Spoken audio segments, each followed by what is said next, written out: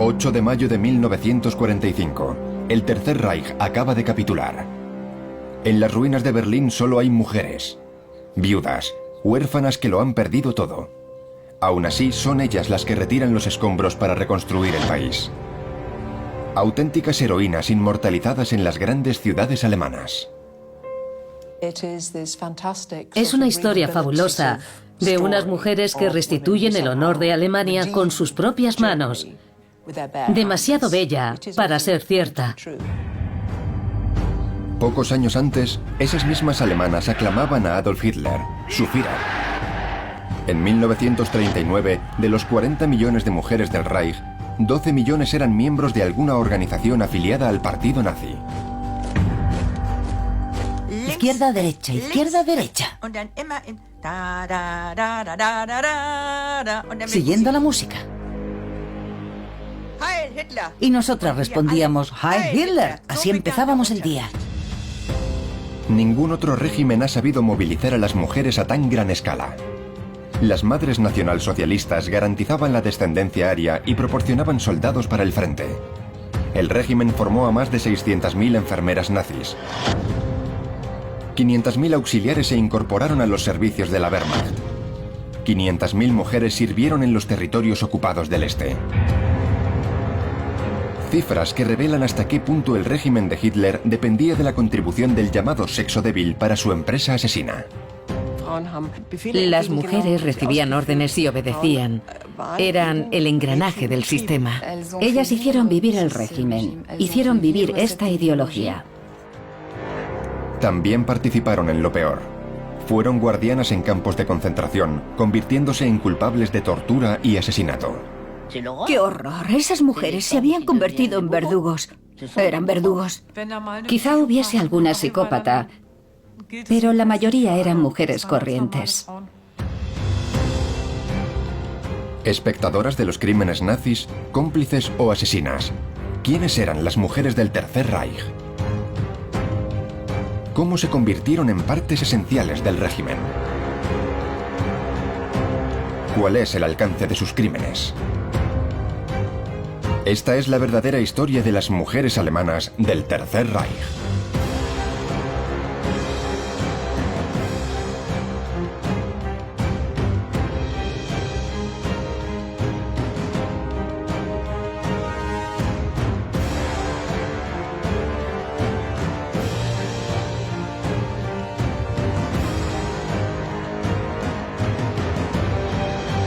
Las mujeres del Tercer Reich.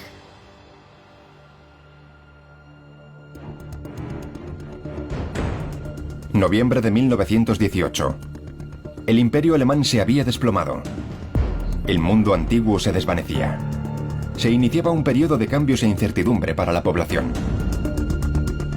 Los años de la República de Weimar estuvieron marcados por los racionamientos, la inflación galopante y los cambios incesantes de gobiernos. En las calles se libraban enfrentamientos encarnizados entre nacionalistas y comunistas que parecían una guerra civil. Todos estos acontecimientos, incluido el Tratado de Versalles, provocaron la sensación de estar viviendo una época muy inestable y peligrosa. La derrota se vivía como un sufrimiento.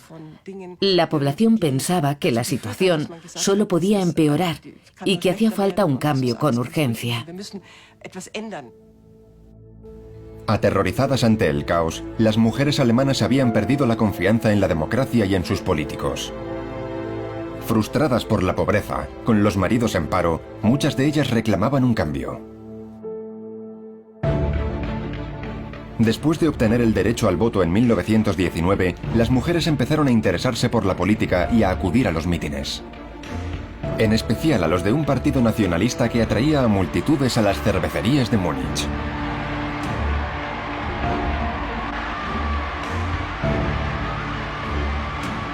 Las primeras activistas dejaron por escrito sus recuerdos en cartas, diarios y autobiografías.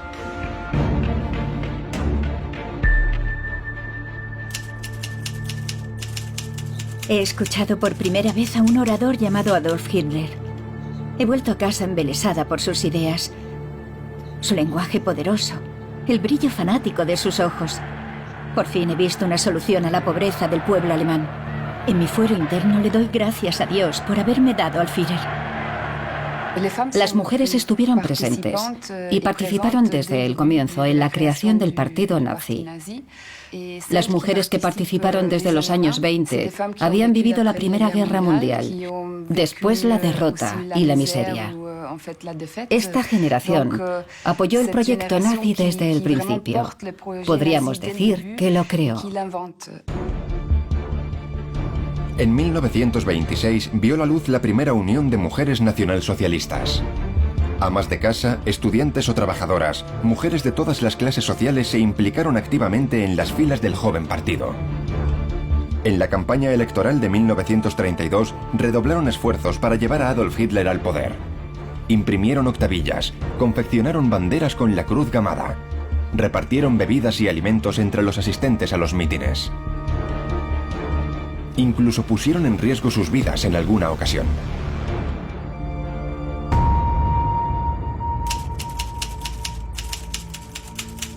Nos sentíamos orgullosas de nuestras banderas con la cruz gamada. Cuando de noche mi madre y yo salíamos a meter octavillas en los buzones, nos perseguía la turba comunista. No sé de dónde sacábamos el valor para enfrentarnos a esos peligros. Creo que nos habíamos convertido en fanáticas simplemente. La victoria electoral del partido nazi fue también la de las primeras activistas. Miles de ellas aclamaron a Adolf Hitler en su primera aparición como canciller del Reich el 30 de enero de 1933. Había banderas por todas partes. Música y luego el discurso de un hombre que decía: es el momento de hacer lo que yo digo. Yo era una niña y creía que no podía salir mal. Todo lo contrario, después de unos años de inestabilidad, esas palabras me reconfortaban. El partido nazi supo sacar provecho del fanatismo femenino de su esperanza en un mundo mejor. Buscó un papel para las mujeres que permitiese valorarlas al tiempo que servían a los objetivos del Tercer Reich.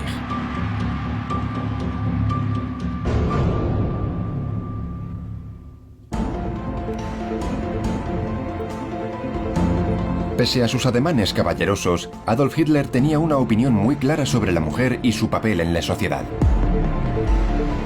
En uno de sus numerosos monólogos declaró ante sus colaboradores más cercanos: el deber de la mujer es estar guapa y tener hijos. El pájaro hembra incuba los huevos y cuida sus plumas para gustar al macho. A cambio, el macho protege el nido de los invasores. Estaba todo dicho. Para Hitler, el orden mundial y la política eran cosa de hombres. No había sitio para las mujeres. Hitler insistió en la subordinación de la mujer al hombre. A partir de 1921 se aseguró de que las mujeres no pudieran ocupar cargos en la dirección del partido. A lo sumo podían ser compañeras en la lucha, pero solo en cargos de categoría inferior. Aunque subordinada al hombre, a la mujer alemana se le atribuyó un papel fundamental en la sociedad nazi: el de madre. Debía proporcionar una descendencia puramente germana a la nación alemana. El nazismo valoró desde el principio el papel de la mujer como pilar. Según Hitler, la mujer es la célula madre del Estado. Es decir, que valoraba el papel de la mujer y, sobre todo, le daba el poder de ser garante de la raza aria y también de la sociedad nazi que se estaba gestando. Las mujeres eran muy importantes para él. Traían niños al mundo, niños alemanes. Nuestras queridas mujeres, sus mujeres. Oh, Dios. Si lo piensas, es una locura. Muchas alemanas eran sensibles al discurso antifeminista. La mayoría de ellas ignoraba la lucha de las sufragistas y criticaba la relajación de la moral de las grandes ciudades. Berlín y sus años locos, el brillo de su disoluta vida nocturna, no era un modelo para todos, ni mucho menos. En aquel entonces, muchas mujeres vivían en ciudades pequeñas o en el campo. Para ellas, Weimar no significaba medias de seda ni emancipación. Seguían haciendo lo que habían hecho desde siempre, trabajar en la granja o en la carnicería del marido. Es decir, tenían unas vidas y unos roles bastante tradicionales. Para ellas resultaba muy atractivo que se valorase y se diese importancia tanto a la madre como lo que representaba la familia. No somos solo hembras, objetos del deseo animal. Hemos recuperado el derecho a realizarnos en nuestro rol de mujeres como madres. Por fin podremos crear un linaje de hombres auténticos y les inculcaremos rectitud, orgullo y pureza. Lejos de imponer el nuevo rol a las alemanas, los nazis adoptaron medidas para que las mujeres volvieran a los fogones voluntariamente.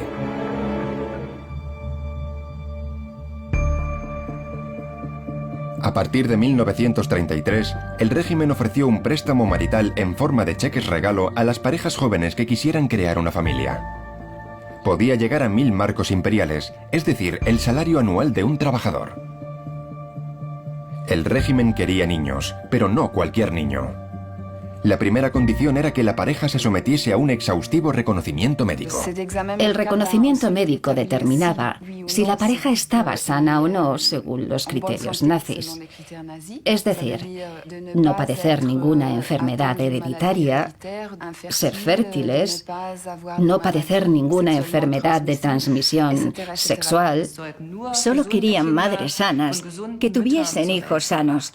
El deber de la madre alemana era reproducirse, pero solo para tener hijos sanos.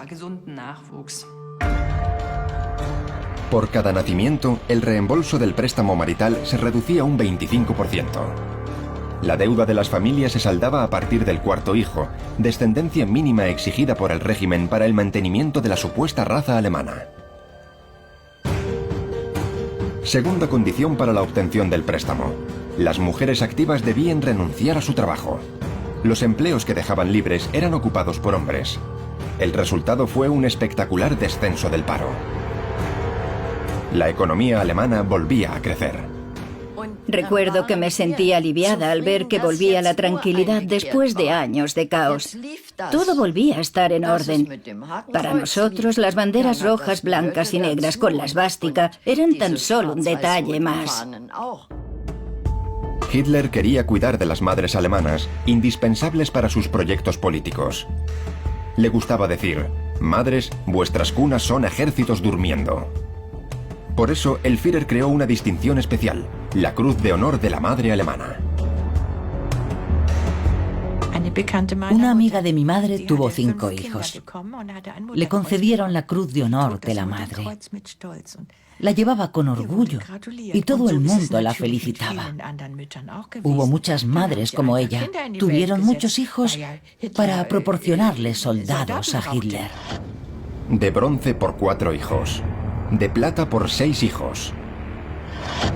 Y de oro por 8 hijos. En total, 5 millones de mujeres recibieron la distinción. El régimen logró su objetivo. Entre 1933 y 1939, los nacimientos aumentaron hasta un 25%. Todos estos préstamos, estas distinciones, estaban reservadas a las mujeres que cumplían todos los requisitos y además estaban en el bando correcto. Los judíos, los socialdemócratas, los comunistas y otros grupos de indeseables para los nazis estaban excluidos.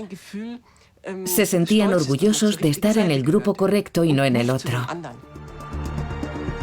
Estar en el grupo correcto. Esa era la clave. Las elegidas del régimen adoptaron totalmente el papel de garantes de la raza alemana y de proveedoras de soldados.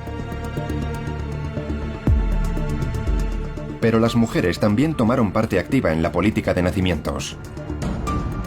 ayudaron a hacer una selección despiadada de ciudadanos alemanes.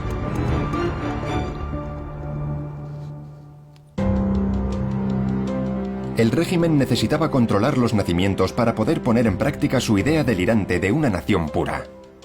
Su primer apoyo, las matronas. El Estado las necesitaba para acercarse a las madres en la intimidad del hogar.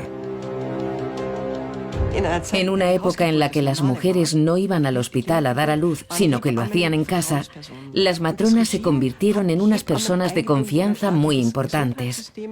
El régimen las incluyó en el sistema sanitario del Estado, en donde desempeñaban una labor relevante. Tenían que redactar informes de los nacimientos y denunciar los casos de niños con malformaciones. Recibían una prima por cada niño que denunciaban. Así que cuando nacía un niño con alguna malformación, aunque fuera un simple labio leporino, lo comunicaban a los servicios sanitarios. Las listas realizadas por las matronas pasaban a las manos de los médicos nazis. Las consecuencias para las madres y los niños eran dramáticas, como demuestra este diagnóstico. Rosalie Lischka, diagnóstico esquizofrenia. Según los conocimientos médicos, es muy probable que su descendencia pueda padecer enfermedades mentales. Conforme al anterior párrafo, la paciente debe ser esterilizada. La medida más importante y más violenta que el régimen adoptó en el marco de la política demográfica fue la esterilización masiva. Alrededor de 100.000 hombres y 200.000 mujeres fueron esterilizados de manera forzosa. Pero muy pronto no se conformaron con el cruel método preventivo. A partir de 1939, el régimen decidió eliminar la parte de la población que no se ajustase al ideal nazi. El objetivo de los nazis era poner en práctica la teoría de la higiene racial. Dicha teoría se basaba en la idea absurda de que sería posible erradicar todas las enfermedades hereditarias, esterilizando a todas las personas que padeciesen una enfermedad, o matando a las que ya habían venido al mundo. Pensaban que de este modo las enfermedades no se transmitirían a las nuevas generaciones. Hitler autorizó una matanza a gran escala llamada oficialmente Action T4. Se trataba de un programa de eutanasia para la eliminación de todos los indeseables para la sociedad y la raza alemana, en especial aquellos con discapacidades físicas o mentales. A principios de 1940, un equipo médico cuidadosamente seleccionado fue convocado por la Cancillería para informarles del siniestro proyecto. Entre ellos una veintena de enfermeras. Serían las encargadas de matar a los seres humanos que la doctrina nazi calificaba de vidas indignas de ser vividas. La participación en este programa era totalmente voluntaria. Nadie nos obligó y ninguna pusimos objeción. Entonces, el jefe médico nos hizo prestar juramento de confidencialidad. El régimen creó nuevas escuelas de formación y supongo que también creó un tipo diferente de enfermera a la que inculcaron estos valores eugenésicos. Las enfermeras aprendían a clasificar a los pacientes en dos categorías diferentes: los pacientes superiores y los inferiores, los pacientes que podían ser tratados y los que eran una carga para la sociedad. El régimen formó a más de 600.000 enfermeras con estos principios. El programa de eugenesia T4 se llevó a cabo en lugares secretos del territorio alemán. Las víctimas eran conducidas del hospital a los campos de exterminio de Hadamar, Grafenegg y Hartheim para ser asesinadas en las primeras cámaras de gas de la historia del nazismo. Las enfermeras eran indispensables para llevar a cabo la depuración masiva. Las enfermeras se encargaban de acompañar a los enfermos desde los hospitales hasta los campos de exterminio. Les ayudaban a desnudarse, los tranquilizaban y los llevaban hasta el interior de la cámara de gas. A partir de 1941, los discapacitados fueron asesinados en todos los hospitales psiquiátricos del Reich. Los métodos cambiaron. Unos morían de hambre y otros eran asesinados con sobredosis de medicamentos. Las enfermeras pasaron del contacto con el paciente a la acción, como en este hospital de Großschweidnitz, cerca de Dresde. Siguiendo órdenes, yo debía sedar a los pacientes que estuviesen demasiado agitados o agresivos, los que nos diesen demasiado trabajo ensuciando constantemente las sábanas, los que derrocharan material médico arrancándose las vendas, los que presentasen un gran deterioro físico o estuviesen cubiertos de eczemas y pus. Tenía que administrarles sobredosis de Veronal o de Luminal para llevarles a un sueño profundo del que ya no despertaban. Tras la guerra, las enfermeras negaron su responsabilidad, alegando que cumplían las órdenes de los médicos. Pero la realidad era mucho más compleja. Las enfermeras describían el estado de salud de los pacientes y, en función de la información que ellas mismas transmitían, el médico decidía sobre la vida o la muerte del paciente. Tenían una influencia importante en el diagnóstico y algunas tomaban solas la responsabilidad de ordenar que cometiesen los asesinatos. Se estima que con la colaboración de matronas y enfermeras, alrededor de 300.000 personas con discapacidad física o mental fueron exterminadas. ¿Qué pasa con los niños que el régimen consideraba indignos de vivir en Alemania? Para ellos, la despiadada maquinaria de adoctrinamiento nazi iba a ponerse en marcha. El mensaje reiterado por los ideólogos era claro: los niños alemanes pertenecen al Estado. La instrucción nacionalsocialista empezaba desde la más tierna infancia con el fin de educar a buenos soldados obedientes.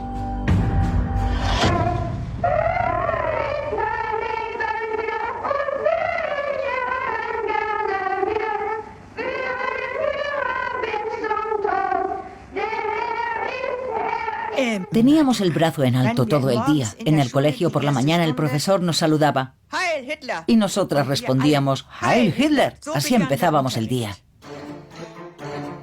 Las niñas entraban en las organizaciones hitlerianas para la juventud a partir de los 10 años de edad. La más importante era la BDM, la Liga de Jóvenes Alemanas, el equivalente femenino de las juventudes hitlerianas. Al igual que cerca de 4,5 millones de niñas, Else y Lisa pertenecieron a una de estas organizaciones. 70 años después, nos hablan del adoctrinamiento. Fue en 1940. Yo estaba entusiasmada. Llevaba uniforme, todas las niñas llevábamos el mismo. Pertenecíamos a una unidad. No había nada más. Se suponía que era nuestro único centro de interés. Tuve que quitarme los pendientes porque una chica alemana no debía llevar pendientes ni maquillarse. Había que tener ojos azules, ser rubia, caminar recta y ser blanca como la nieve. Cantábamos mucho. Contábamos historias, nos divertíamos juntas. Un fin de semana fuimos al campo e hicimos un fuego de campamento. Era muy romántico. Yo me sentía muy bien. Me gustaba mucho ir a las reuniones. Yo era hija única y estaba contenta de poder formar parte de algo. Me sentía importante y estaba orgullosa. Orgullo y sentimiento de pertenencia a una comunidad. Para muchas niñas de la BDM era como una segunda familia. En algunos casos, la organización alejaba a sus jóvenes miembros de sus padres, llegando a provocar conflictos en los hogares. Un día mi madre me dijo: Hitler y sus colaboradores son como los demás políticos, trabajan en beneficio propio. Recuerdo que me enfadé con ella y le dije: no, mamá, son idealistas, solo quieren nuestro bien. La propaganda nunca estaba lejos. Canciones, deportes y obras caritativas eran en realidad una oportunidad para reiterar los principios de la ideología nazi y unificar las mentes. Nuestra jefa de grupo nos hablaba de Adolf Hitler. Nos decía que iba a salvar al Reich alemán de los judíos. Nos decía que los judíos eran personas deshonestas, prestamistas de dinero, y no se podía confiar en ellos. No necesitábamos a ese tipo de personas, por eso todos iban a ir a campos de concentración. Había una frase que repetían a cada momento, constantemente: los judíos son nuestra desgracia. Así, después de haber mamado la ideología eugenésica, racista y antisemita, legiones de jóvenes estaban preparadas para servir a los objetivos del Reich.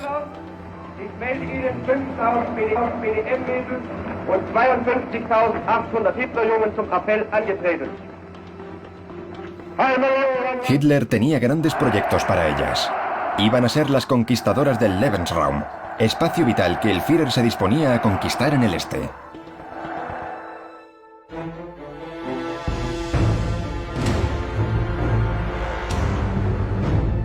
...1939... La victoria sobre Polonia extendió las fronteras del Reich. Hitler tenía que germanizar y poblar los nuevos territorios. El régimen decidió instalar allí a los Volksdeutsch, minorías alemanes de Rumanía, países bálticos y Ucrania. La mayoría ni siquiera hablaba alemán. Pero para la ideología nazi, con su ascendencia era suficiente. Debían transformarse en buenos nazis bajo la dirección de los consejeros enviados por Alemania. Las mujeres no faltaron a la cita en el gigantesco proyecto de colonización presentado como histórico para el futuro de Alemania. Las organizaciones femeninas reivindicaron firmemente su puesto en los territorios conquistados, afirmando que ellas también tenían una tarea que cumplir en ese gran proyecto. Les habían presentado el proyecto como una oportunidad fantástica para adquirir experiencia profesional, realizando un trabajo útil para la comunidad alemana. Les prometían una gran autonomía, la posibilidad de demostrar su valía y también poner su talento al servicio de la gran causa. Sin duda, era una oferta muy tentadora para estas jóvenes. Era una oferta tentadora para estas mujeres. El este te necesita. La llamada que lanzaron las autoridades tuvo mucho éxito. Más de 50.000 mujeres respondieron a la convocatoria. Else fue una de esas aventureras. Entonces tenía 20 años. Por influencia de la propaganda, fue a enseñar su lengua a niños alemanes en ciernes. Cuando iba en el tren cruzando Polonia, estaba amaneciendo. Era maravilloso. Y de pronto tuve la sensación de ir a una patria que aún no conocía. Nunca olvidaré esa sensación. Él se compartía el entusiasmo aventurero con la joven berlinesa Melita Maschmann. Al terminar el bachiller, Melita, que había pertenecido a la BDM y era una fanática nazi, pidió el traslado a los territorios polacos anexionados al Reich, llamados Warthegau. Trabajaba como jefa de un grupo de colonizadoras como ella.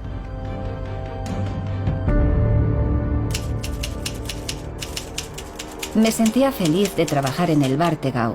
No habría cambiado ese puesto por ningún otro en Alemania. Mis compañeras y yo considerábamos que era un honor poder ayudar a conquistar ese territorio para nuestro pueblo y su cultura. La experiencia nos parecía una gran aventura. El hecho de dejar el hogar, de ganar independencia, era una forma de emancipación para estas jóvenes, aunque se produjese en el marco de una ideología que no tenía nada de emancipadora. Pero las jóvenes vivían la aventura a costa de la población local. 100.000 polacos fueron expulsados violentamente de sus casas. La misión de Melita y de las demás voluntarias era preparar la llegada de los nuevos colonos que iban a instalarse en las casas confiscadas.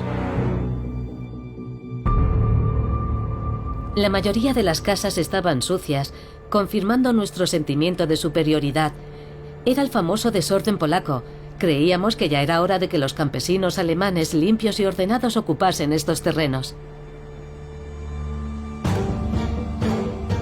Con abnegación y pasión, las colonizadoras transformaron los pueblos polacos y judíos en pueblos alemanes. También participaron en la confiscación de la ropa y mobiliario que se redistribuyó entre los recién llegados.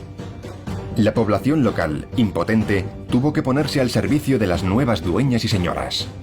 En aquella época, yo tenía una criada polaca de 14 años. Su padre era carpintero. A su familia la echaron de su propia casa y ahora vivían en cabañas en algún lugar cerca del pueblo.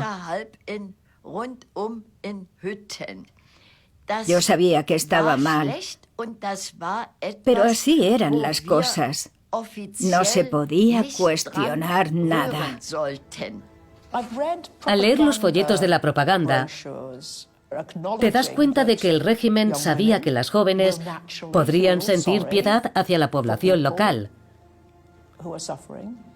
Para remediarlo, la propaganda les insistió en lo siguiente: que debían aprender a controlar las emociones pensando en la finalidad de la misión. Y la finalidad era sencillamente el brillante futuro de Alemania. Cuando trabajé en ese pueblo, solo pensaba en una cosa. Tenía que estar ahí por mis alumnos. Ellos me necesitaban. A cambio del compromiso inquebrantable, el régimen mantuvo sus promesas. Las jóvenes tenían unas responsabilidades y un poder que nunca antes habían conocido. Cuando los trabajadores polacos se mostraban vagos o impertinentes, las campesinas alemanas venían a buscarme. Un día le di una bofetada a un joven. Las mujeres tenían un gran margen de maniobra, porque hay que tener en cuenta que eran unas sociedades muy segregadas que podríamos calificar de apartheid, en las que cualquiera que perteneciese a la comunidad racial alemana tenía un poder enorme sobre las personas de las sociedades locales, incluyendo a los hombres. El régimen tenía una cosa muy clara: la fuerza de trabajo de las mujeres se había vuelto imprescindible. En 1941, los territorios bajo ocupación nazi se extendían del Atlántico a las puertas de Moscú y necesitaban un aparato administrativo gigantesco. 500.000 auxiliares trabajaban al servicio de la Wehrmacht, 22.000 auxiliares al servicio de las SS, y 50.000 secretarias trabajaban en las agencias de trabajo del Reich, en las empresas de obras públicas y en los servicios de represión, como la Gestapo. Nos imaginamos a una secretaria detrás de una máquina de escribir, lejos de todo, pero no era así. Alguien tenía que tomar notas en los interrogatorios. Había interrogatorios en despachos, pero algunos se produjeron bajo la coacción de la tortura en habitaciones insonorizadas para ocultar los gritos. Y ahí también había mujeres que tomaban notas. Fueron ellas las que copiaron las listas de los bienes judíos confiscados y las órdenes de ejecución. Las más diligentes incluso confeccionaron documentos impactantes como este informe de las ejecuciones de judíos bálticos y bielorrusos. La secretaria dio muestras de una creatividad macabra. Distribuidas en las diferentes administraciones, estas mujeres estaban al corriente de todo. De las persecuciones, de las exacciones de la Wehrmacht, de las incursiones contra los partisanos, lo sabían todo. En ocasiones, desde la tranquilidad de sus despachos, decidieron sobre la vida o la muerte de algunos prisioneros. Así es como una secretaria de la Gestapo en Varsovia describía su trabajo. El día de las ejecuciones nos daban un montón de informes. Si había 100 informes y había que ejecutar a 50 personas, las secretarias elegían los informes al azar. Y a veces decían, oye, ¿y si añadiésemos este informe también? Gestos aparentemente anodinos formaban parte de un aparato de Estado que participó en la muerte de millones de personas. En los servicios de trabajo del Reich, las secretarias mandaban obreros a trabajos forzados en unas condiciones tan horribles que muchos morían. Aunque estuvieran alejadas de las armas y de las acciones directas de ejecución, estas mujeres formaban parte de una máquina de matar. Detrás de las máquinas de escribir, las manos inocentes se transformaron en cómplices de asesinato. El Tercer Reich consiguió enrolar a todas las mujeres en su empresa asesina, hasta las que no tenían función oficial en el aparato de Estado, las esposas SS. Ellas también desempeñaron un papel, el de ayudar a sus maridos a convertirse en máquinas de matar. Las máquinas de matar eran las tropas de las SS, la élite del Tercer Reich. Algunos de estos hombres formaban parte de los Einsatzgruppen, escuadrones de la muerte de las SS que ejecutaron a cientos de miles de personas. Otros trabajaban en los campos de concentración en donde los judíos de Europa murieron exhaustos o en las cámaras de gas. Sus esposas fueron cuidadosamente seleccionadas. Para poderse casar, algunas parejas tuvieron que presentar hasta 150 documentos que demostrasen su ascendencia aria sobre 4 generaciones. 240.000 cumplieron los requisitos exigidos. Cuando decimos mujeres SS, estamos hablando de esposas, hermanas e hijas. Disfrutaban de un estatus muy privilegiado en ese orden que es la élite nazi. Desempeñaban un papel muy particular en el seno de las SS. Se alentaba a las esposas a seguir a sus maridos al lugar de trabajo en donde reinaba la muerte. Tenían asignado un papel específico. Las mujeres que habían seguido a sus maridos al este, a los campos de concentración, tenían que apoyarles en su difícil trabajo. En medio de todo este horror, debían garantizar la permanencia de la vida familiar educando a los niños lo más cerca posible del padre. Así permitían a sus maridos descansar y estar listos para realizar el trabajo sucio en nombre del Reich. Una de estas mujeres era Lina Heydrich, esposa del dirigente nazi Reinhard Heydrich, responsable del plan de exterminio de los judíos de Europa. Se instaló en el Castillo Real de Praga, mientras que su marido supervisaba las ejecuciones in situ. Reinhard y yo somos felices. Está contento de que yo pueda solucionar los problemas domésticos sin él. En el trabajo tiene que estar todo el día disponible para los demás. Tiene que tomar decisiones a veces difíciles. Por eso, le agrada que su hogar esté tranquilo. Algunas de las esposas estaban presentes en los lugares de las masacres. Participaban en los banquetes que se celebraban al final de una jornada de trabajo macabro. Por la noche limpiaban las botas ensangrentadas de sus maridos o novios. Adoctrinadas e indiferentes al horror, uno de sus pasatiempos favoritos era visitar los guetos en los que los nazis habían aislado a los judíos en condiciones inhumanas. Sobre el gueto de Lodz, Ingrid Greisa, hija del comandante del Wettergau, escribió a su novio: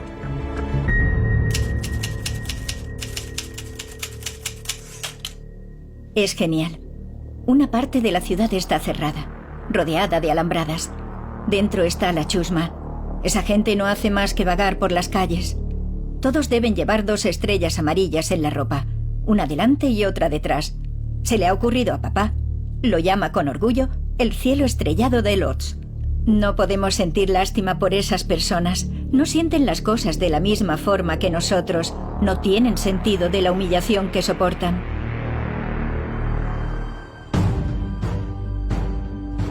Permanecían al lado de sus padres, novios o maridos, porque obtenían muchos beneficios a cambio, sobre todo en los campos de concentración y exterminio. El comandante Rudolf Hess se mudó a Auschwitz con su mujer y sus 5 hijos. Vivían en una casa con jardín a 300 metros de los hornos crematorios, cerca de las celdas en las que los prisioneros eran torturados. Los gritos se escuchaban desde el salón de los Hess. Hay que tener en cuenta que la señora Hess desempeñaba un papel social en la comunidad SS. Solía dar recepciones. Su marido viajaba con frecuencia a Berlín. Ella tenía una vida muy cómoda, con varias criadas, que por supuesto eran prisioneras de los campos. Para organizar cenas lujosas y completar su vestuario, la señora Hess utilizaba alegremente los almacenes del campo donde se guardaban todas las pertenencias robadas a los deportados. Aunque no tenían ninguna función oficial, las esposas de oficiales de las SS se atribuían un poder infinito sobre los recursos materiales y humanos de los campos. Todas las mujeres se aprovecharon de la mano de obra de los campos. Fueron a buscar prisioneros para que trabajaran de criados, jardineros o como obreros en sus casas. Se enriquecieron con todo lo que pudieron coger de los campos y todo lo consiguieron a costa del sufrimiento de los prisioneros. Las mujeres cogieron todo lo que pudieron. Sabían perfectamente su procedencia. Emperifolladas, maquilladas y en plena forma física, las fotografías de esposas de oficiales de las SS tomadas a pocos metros de los hornos crematorios son impactantes por el contraste con la rutina inhumana de las víctimas. En realidad no conocemos ningún caso de ninguna esposa SS que se hubiera negado o hubiera protestado por el trabajo de su marido. Al contrario, a estas mujeres no les interesaba cuestionar el trabajo de sus maridos, sobre todo porque ellas también compartían la ideología nazi. La familia Hess vivía con tanto lujo en Auschwitz que Hedwig Hess dijo: «Aquí es donde quiero vivir y morir». Aprovechándose del sistema, las esposas de los SS vivieron los mejores años de sus vidas en las fábricas de la muerte.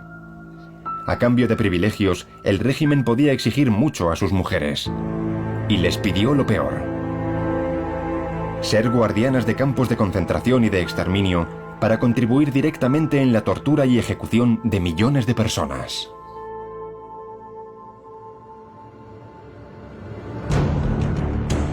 Guardiana de campo de concentración.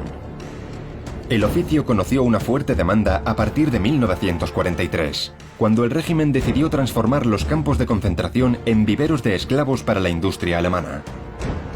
Las grandes empresas que quisieran explotar la fuerza laboral de las mujeres deportadas tenían que proporcionar guardianas. La mayoría de ellas eran de clase baja. Muchas no tenían un auténtico oficio. Habían trabajado como criadas o como ayudantes en fábricas o en fincas. Eran trabajadoras no cualificadas. En una carta dirigida a una candidata, la administración del campo de Ravensbrück ponderaba las ventajas del empleo propuesto. No se requiere ninguna cualificación profesional para el puesto, ya que solo hay que vigilar a las prisioneras en el trabajo.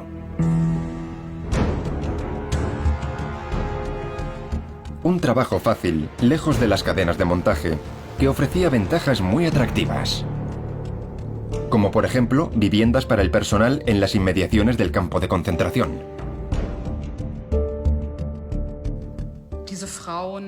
Las mujeres pasaban a ser funcionarias del Estado. Ganaban un buen sueldo, disfrutaban de seguro médico y cotizaban para tener una pensión de jubilación. Ese trabajo suponía un ascenso social. Llevaban uniforme y pertenecían al cuerpo auxiliar de las SS. Todas las guardianas comenzaban en el campo femenino de Ravensbrück, a 80 kilómetros de Berlín. Allí se formaron 4.000 mujeres. Las nuevas reclutas, que no sabían qué esperar, al conocer a las guardianas experimentadas, descubrían la verdadera naturaleza de su trabajo.